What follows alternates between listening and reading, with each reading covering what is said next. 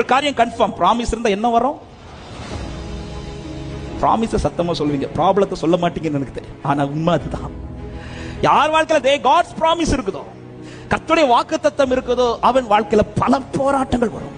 தேவ பலன் இல்லாமல் தேவன் வாக்கு பண்ணின அந்த ப்ராமிஸை நம்மளால சுதந்திரிக்க முடியாது. அதை சுதந்திரிக்கவும் அதுவரை போவதற்கும் தேவனுடைய ப்ரொடெக்ஷன் பலன் ரொம்ப தேவை. காரணம், ப்ராமிஸ் உடையவன் சந்திக்கிற ப்ராப்ளம் என்பது இந்த பூமியில மற்றவர்கள் சந்திக்கிறது போல இருக்காது.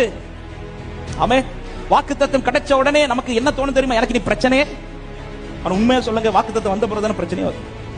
என்ன கோரஸா? ஆமென். யோசேப்பு தரிசனத்தை பார்க்கிறது நல்லா தான் இருந்தார். எப்போ தரிசனத்தை பார்த்தாரு அங்க பிரச்சனை ஸ்டார்ட் ஆகும். தாவீது அபிஷேக தைலம் ஊட்டப்படுறது வரையில காட்டுக்குள்ள அவர் பாட்டுக்கு ஆடு மேய்ச்சிட்டு இருந்தார். எப்போ அவன் மேல அபிஷேக தைலத்தை ஊட்டுறாரு, அடுத்த நாள் இந்த பிரச்சனை ஸ்டார்ட் ஆகும்.